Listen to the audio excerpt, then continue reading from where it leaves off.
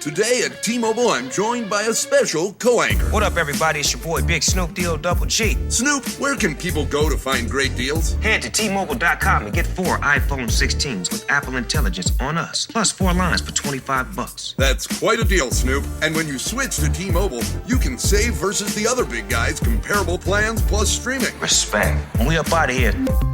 See how you can save on wireless and streaming versus the other big guys at T-Mobile.com/switch. Apple Intelligence requires iOS 18.1 or later. I can say to my new Samsung Galaxy S25 Ultra, hey, find a keto-friendly restaurant nearby and text it to Beth and Steve. And it does, without me lifting a finger. So I can get in more squats anywhere I can. 1, 2, 3. Will that be cash or credit? Credit. 4. Galaxy S25 Ultra, the AI companion that does the heavy lifting so you can do you. Get yours at Samsung.com. Compatible with select apps. Requires Google Gemini account. Results may vary based on input. Check responses for accuracy. Wonder-working power in the precious... Incredible as they seem, are not the results of mass hysteria.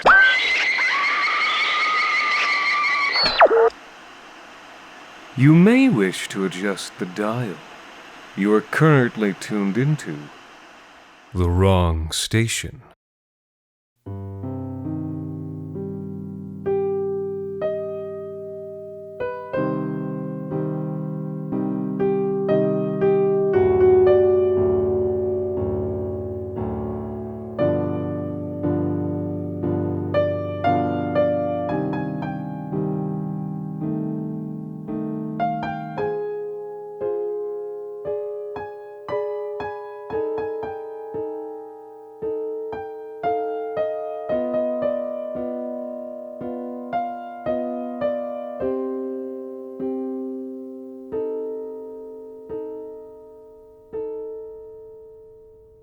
Buddy of mine started his own small business.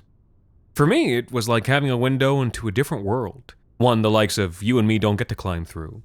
All of a sudden, he's the government's favorite son. Tax write-offs and loopholes, straight up money from Papa Trudeau. And just like regular things cost less when the company buys them. It's like he's playing a different game from the rest of us. Makes it clear, how the whole deal's set up for folks with business-level money, and the rest of us, well, we're just second class. It's kind of nice, though, because as one of his buddies, I get to enjoy the perks. Well, this is a story about one of those perks. So, my buddy switched offices a few years back, literally moving up from the basement to a nice ground floor suite in the same building. Maybe you know the kind of place, an old factory converted to artisan spaces. They got a high-end cafe, graphic design firm, brewery that contracts out the brewing part. Places like that. And then my buddy's draft maintenance company. The new office was a mess when we arrived. Absolute disaster. No clue what it was before my buddy got the lease, but when we got there, it was full of metal shavings, loose insulation, and broken furniture. I don't know, maybe the unit had just been empty long enough that people used it as a dump. There was also a pile of packages and envelopes stacked on a desk in what's now the workshop. Judging by the names, they'd been sent to 20 different former tenants. I hope it's not illegal to throw out other people's mail, because we chucked like 40 pounds of it.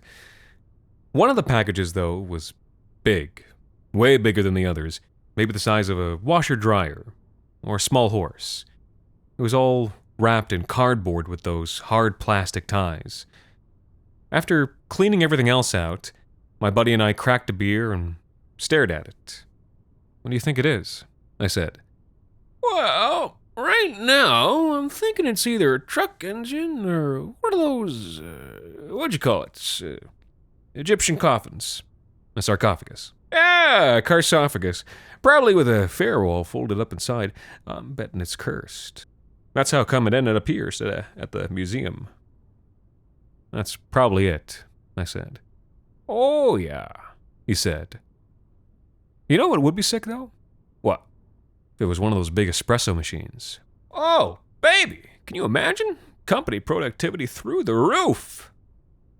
We're gonna open this thing, right? Snicked. With a grin, he had already flicked his pocket knife. A few minutes later, cardboard and plastic lay strewn across the concrete floor. and we were once again drinking beers, contemplating our discovery. Well, what do you think it is? I said. Well, it's no esophagus, that's for sure. It might actually be an espresso maker? It sort of looks like if an espresso maker had a baby with, like a 1940 Chevy pickup. How'd the two of them even do it? My friend, for a $7 monthly subscription, you could watch that video. Chuckling, I stepped forward to take a closer look. Near the front, I guess, there was a shiny chrome opening, sort of where the drip tray would have been if it was an espresso maker. But the hole led way back into the guts of the machine. I shone my phone's flashlight back there, but all I could see was a sideways bend in the pipe. I'm not seeing any espresso back here. Just then, something rumbled in the pipe, and I pulled my head back just in time for it to fire past my face and shatter on the floor. I almost spilled my beer. My buddy was already crouching over the broken ceramic. Hey, look! It's an espresso cup! Delta brand, just like at Novera. And indeed, the broken object had been one of those narrow espresso cups you get in Portuguese cafes. Do you think it just happened to be in there, or is this like a ceramics vending machine? I felt very stupid saying that. Well, maybe it's a Portuguese machine, my buddy said. My buddy was Portuguese. Maybe it makes Portuguese stuff. He put his head to the opening and shouted into the machine. Cajadas! Wait, no, maybe it only does mainland Portuguese stuff.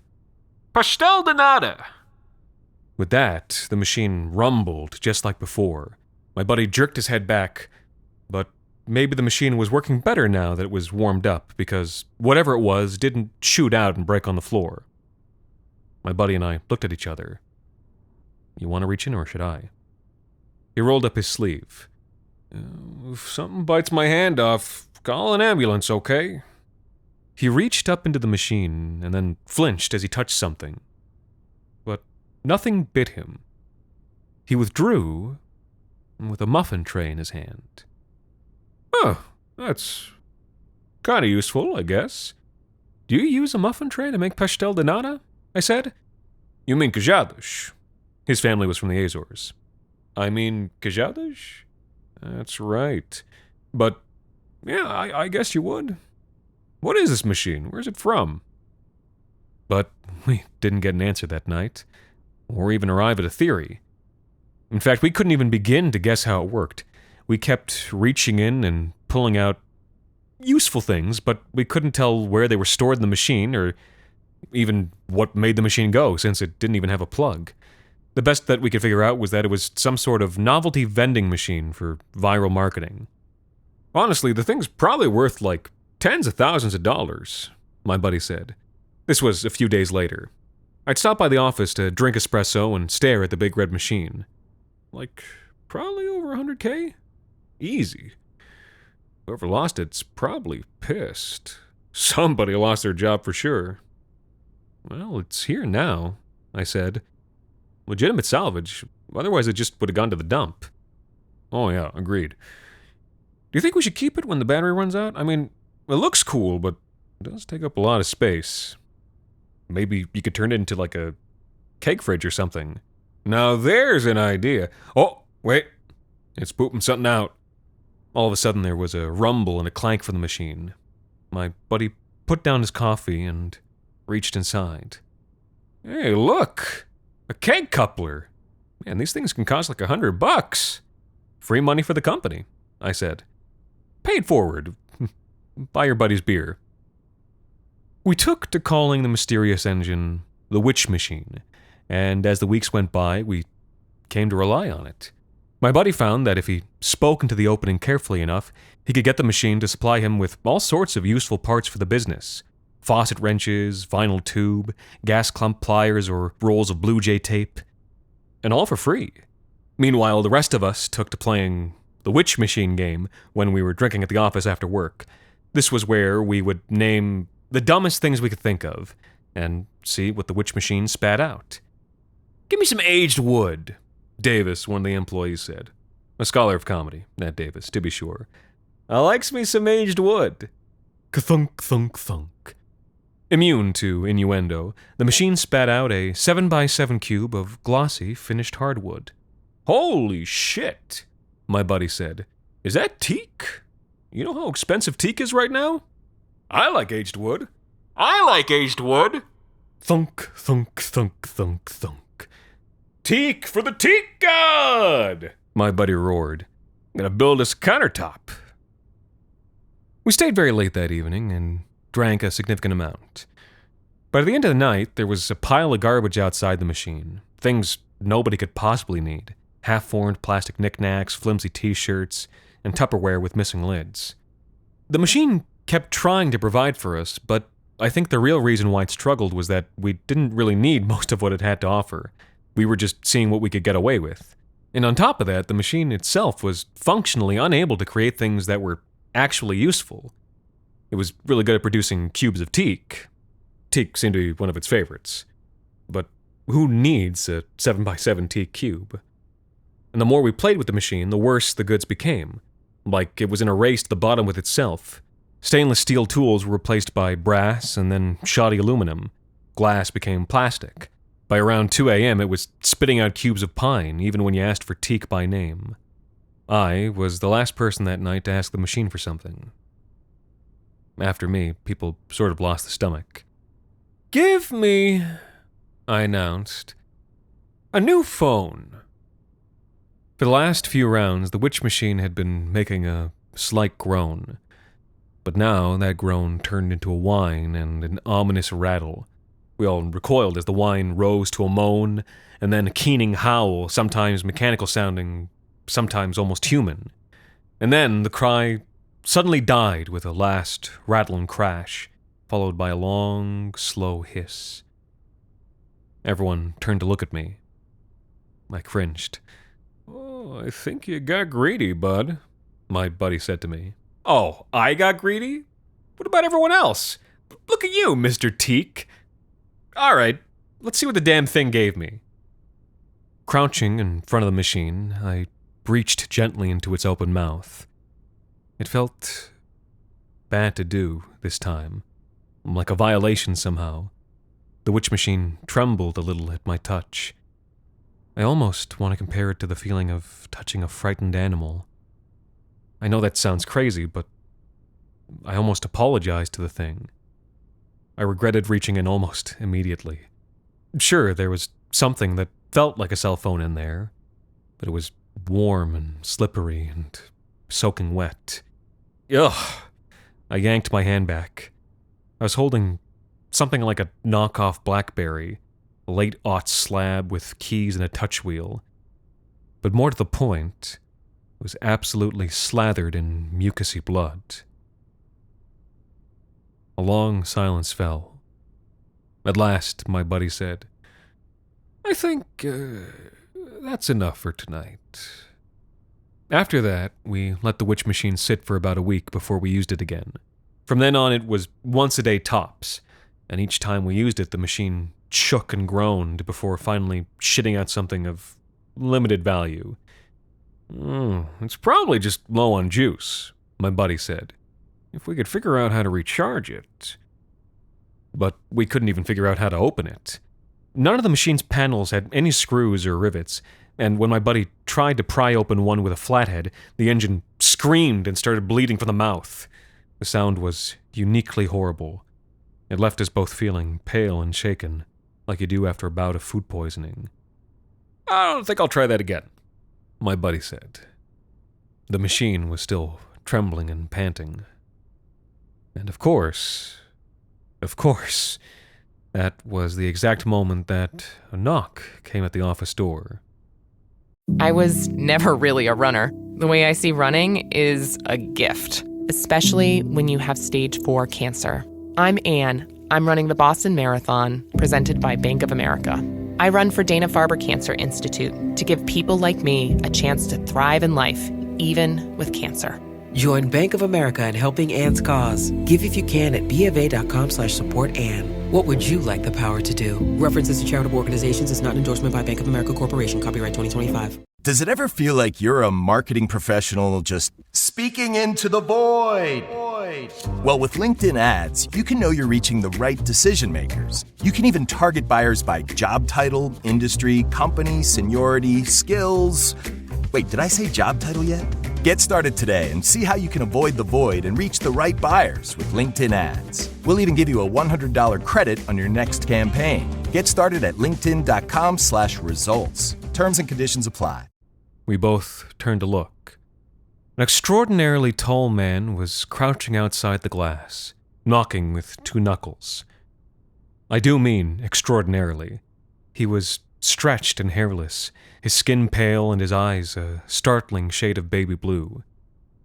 We stared for a moment, and he knocked again. Slowly, I went to the door and half opened it. Can I help you? My buddy called.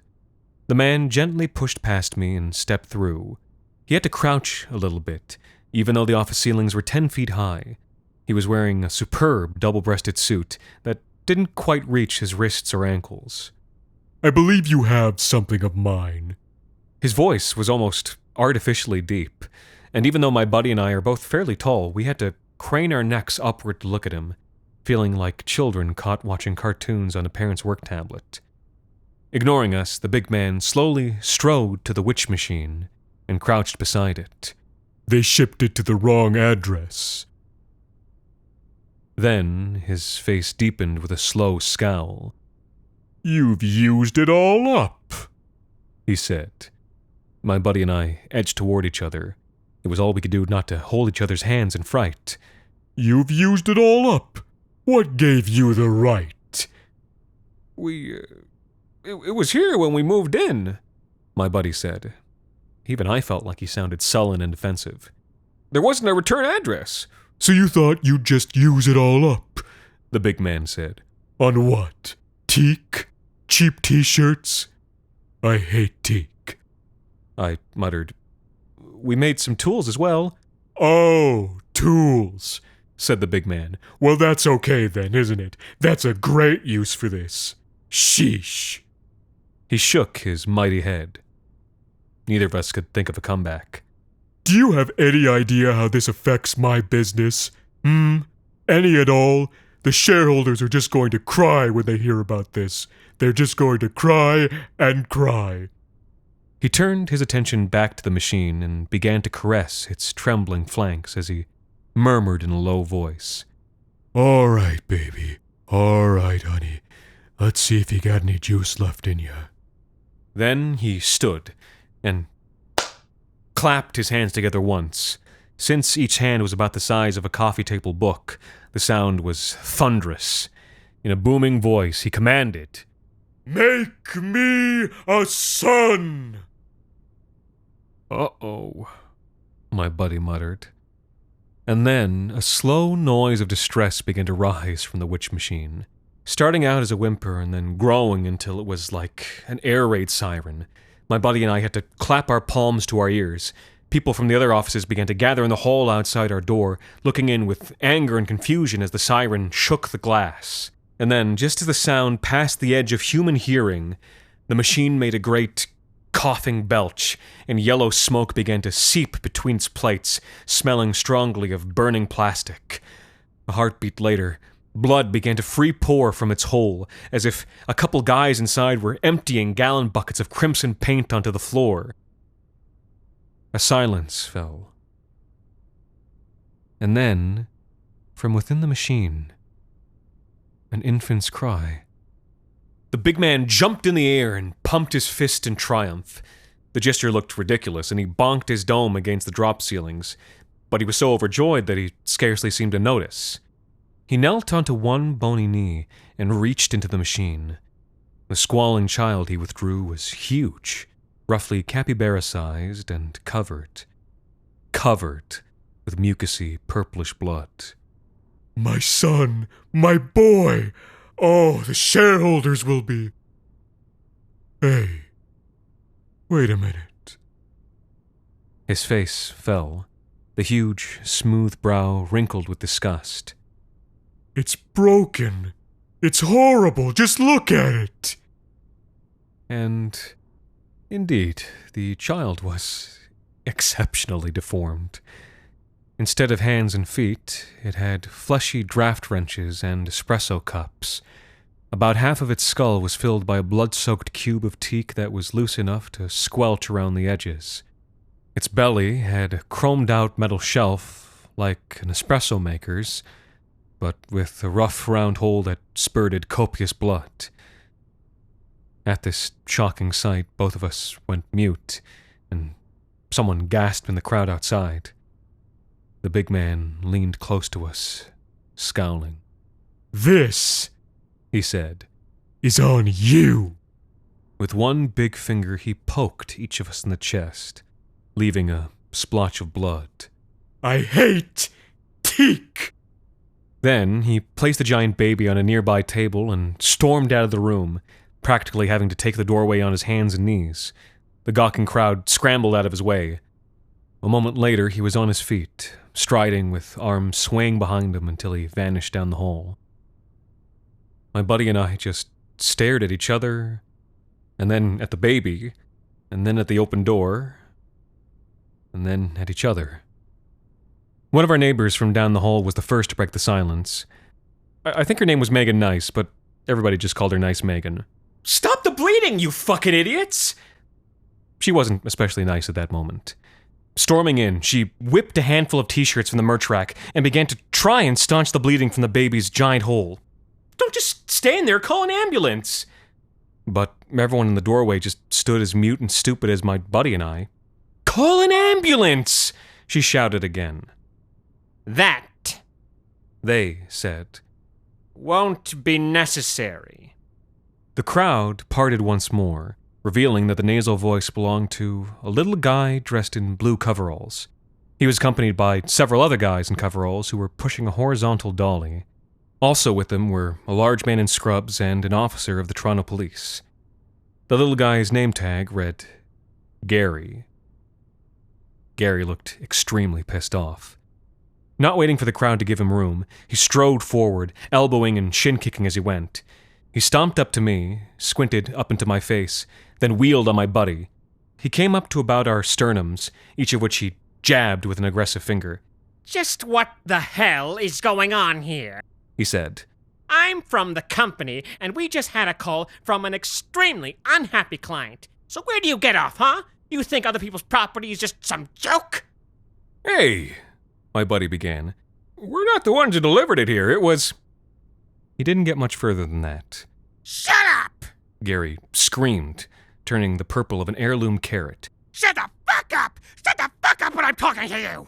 "Sir," the police officer calmly added, "I'm going to need you to do as this man says." "Do you have any idea how hard it is to make these things, you rube? Do you have any fucking idea how many jobs rely on this machine? No? Well, congratulations, assholes! You've just fucked the whole economy with your tiny, pinky dicks!" This seemed a little unfair, but we just put our heads down and took it. The cop was carrying a gun and taser. Gary sighed and shook his head. "Get the thing, boys." He put a hand on his hip and pinched the bridge of his nose. Just get the fucking thing, okay? Dante, get the baby! The guys in coveralls surged forward and began to load the witch machine up onto the dolly.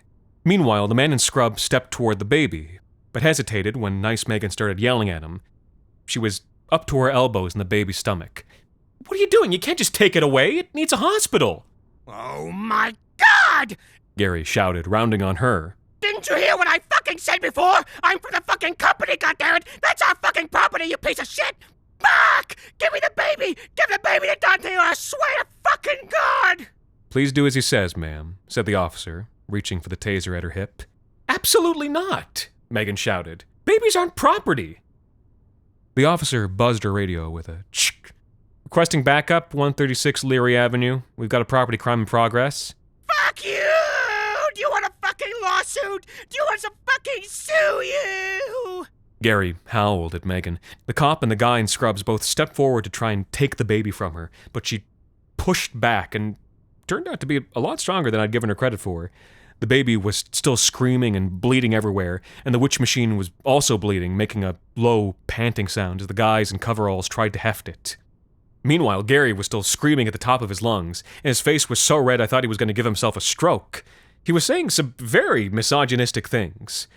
But this entire time, all of us just sort of stood by and let this happen. Why? Well, I guess, what were we going to do? Gary was from the company. That had to mean something. And if the police were there on his side, well, we all just figured that he must be in the right. After a short standoff, a clump of 10 or 12 more officers arrived, and they succeeded in tearing the baby away from Megan's arms and carrying her away to the back of a squad car. Dante took charge of the baby, and by this point, Gary's guys were already halfway down the hall with a trembling machine. For employees of the company, they didn't seem especially competent, and as they veered, bashing into the white-painted cinder block walls, the machine just coughed up gallon after gallon of blood until the whole hallway was covered to the depth of 3/4 of an inch in some places. Gary was the last to go. I thought he'd screamed himself out by now, but as he crossed the threshold, he hesitated, raised one finger, and turned on his heel to point at each of us in turn. He began. Don't ever want to see either of your fucking faces ever again! You got that? You fucking shitheads! At this point, we were just too browbeaten to answer. We just hung our heads and muttered something. Yeah, Gary sneered. That's exactly what I fucking thought.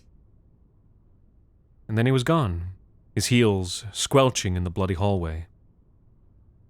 Everyone turned to look at us after that, and it was clear by the expressions on their faces who they thought was to blame.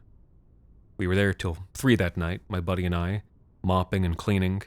It must have been about 100 buckets of bloody soapy water that we each dumped out. Well, we don't talk too much about the witch machine these days. I think we both feel a lot of guilt about what happened. About a couple different parts of what happened. Because I knew better from the very beginning, All these wonderful things, for free! And I didn't need any of them, but it was just so exciting to get them. And the entire time I knew, deep down, that it was too good to be true, that there would be a bill to pay. But I still just went along pretending that everything was going to be all right. Because I guess I was a child. Just a goddamn child. And then, when the bill came due and everything got all fucked up, well, damn if I just stood there and acted shocked. Like I didn't know what it was going to be like I hadn't known any better, which I goddamn had. Sure, the company's to blame, and the big guy's to blame, and the cops are to blame, but they all just did what they were always going to do. But I knew better every step along the way. The witch machine just tried to do what it was asked to do. And I should have known better. Because at the end of the day, I was always going to be the one mopping up the blood.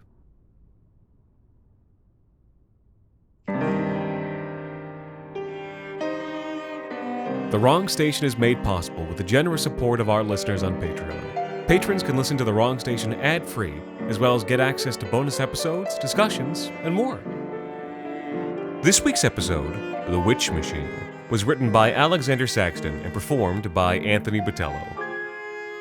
Thank you to Kay Ray and Amelia Davis, and a very special thanks to Davis A. and Megan Nice for helping us keep the lights, well, off.